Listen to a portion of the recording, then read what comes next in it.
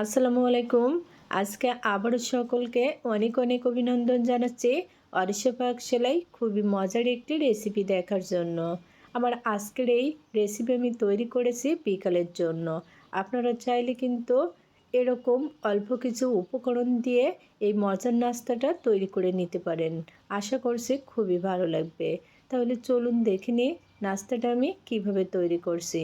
আজকের রেসিপি তৈরির জন্য এখানে আমি 1 বাটি চিড়া নিয়েছি। এখন চিড়াটা নিয়ে নিচ্ছে মিক্সিং বলে। এখানে আমি আমার পরিমাণ মতো নিয়েছি। আপনারা চাইলে কিন্তু বাড়িয়ে কিংবা কমিয়ে নিতে পারেন।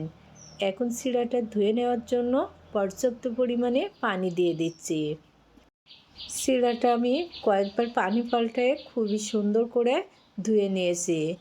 এখন চিড়ার ভিতরে যে সামান্য পানিটা রয়েছে এতে কিন্তু চিড়াটা খুবই সুন্দরভাবে ভিজে যাবে। অতিরিক্ত পানি দিয়ে চিড়াটা ভিজানোর দরকার নেই। এখন একটা ঢাকনা দিয়ে আমি প্রায় 10 মিনিটের জন্য রেস্টে রেখে দিলাম। 10 মিনিট পরে ঢাকনা উঠিয়ে নিচ্ছি। এখন দেখুন চিড়াটা কিন্তু অনেকটা ফুলে উঠেছে আর পানি শুষেও অনেকটা ঝরঝরে হয়ে গেছে। তো এখন চিড়া ব্লেন্ড করব। এর জন্য একটা ব্লেন্ডারের জারে চিড়াগুলো নিয়ে নিচ্ছি। আর এই চিড়ার সাথে দিয়ে দিচ্ছে পৌনে 1 কাপ পরিমাণ সুজি। এখন দিয়ে দিচ্ছে প্রায় হাফ কাপ পরিমাণ দই। অবশ্যই কিন্তু এখানে দইটা দিতে হবে। দিয়ে দিচ্ছে আদা কুচি আর দিয়ে দিচ্ছে 1 টেবিল মতো কাঁচামরিচ কুচি। এখন এটা ভালো করে ব্লেন্ড করে নিচ্ছি। দেখুন আমার ব্লেন্ড করে নেওয়া হয়ে গেছে। দেখুন খুবই সুন্দর একটা মিহি পেস্ট হয়েছে। তো এখন চলে যাচ্ছি পরবর্তী স্টেপে। আজকের রেসিপি তৈরির জন্য এখানে আমি ক্যাপসিকাম, মটরশুঁটি, টমেটো আর পেঁয়াজ কুচি নিয়েছি।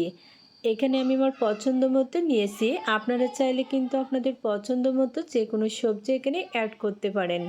এখন মিক্সিং বলে সবজি নিয়ে নিচ্ছি।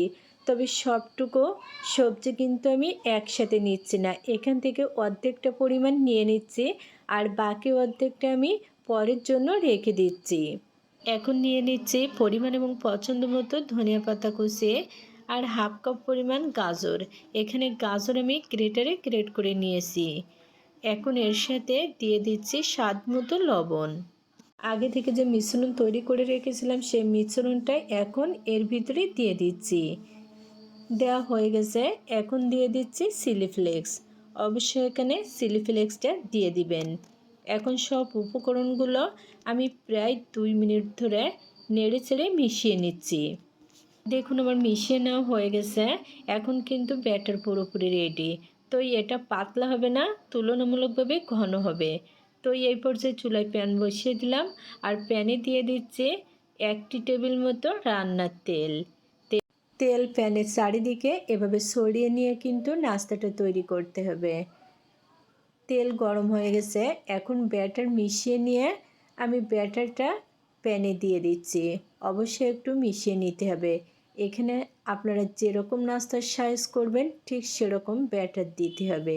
এটা কিন্তু খুব বেশি বড় করা যাবে না, আবার একেবারে ছোট করারও দরকার নেই। মিডিয়াম সাইজ হলে দেখতে খুবই সুন্দর লাগবে।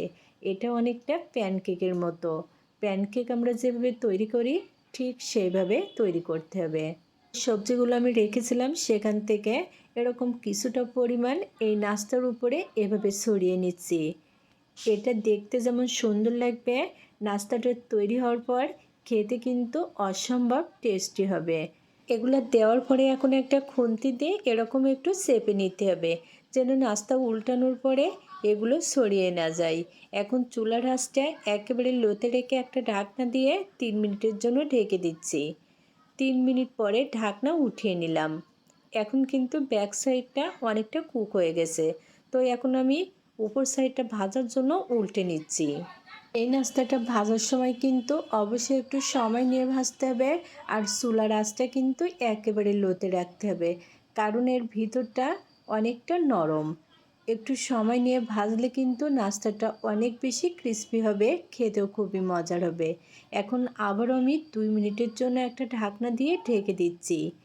2 মিনিট পরে ঢাকনা উঠিয়ে নিলাম। এখন কিন্তু নাস্তাটা প্রায় কুক হয়ে এসেছে। তারপরে আমি নাস্তাটা 2 থেকে 3 বার উল্টে পাল্টে নিচ্ছি। এতে করে নাস্তাটা কিন্তু খুবই সুন্দর করে ভাজা হয়ে যাবে। ঠিক এভাবে নাস্তাটা 2 থেকে 3 বার উল্টে পাল্টে আমি খুবই সুন্দর করে নাস্তাটা ভেজে নিয়েছি। এখন ভাজা হয়ে গেছে, তো তেল থেকে উঠিয়ে নিচ্ছি। আজকের নাস্তাটা কিন্তু খুবই সুন্দর হয়েছে। ঠিক একইভাবে বাকি যে ব্যাটার আছে তা দিয়ে আমি নাস্তা বানিয়ে নিচ্ছি। এই নাস্তাটা বানানো যেমন সহজ, খেতেও কিন্তু খুবই মজার।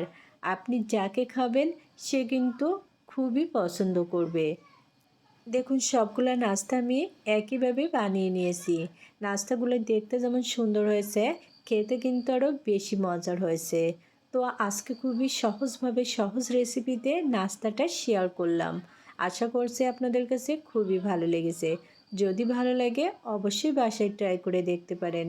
আর সেই সাথে আজকের মতো এখানে বিদায় নিচ্ছে। আপনারা সবাই অনেক অনেক ভালো থাকবেন, সুস্থ থাকবেন, অরিশা পাকশালার সাথে থাকবেন। আল্লাহ হাফেজ।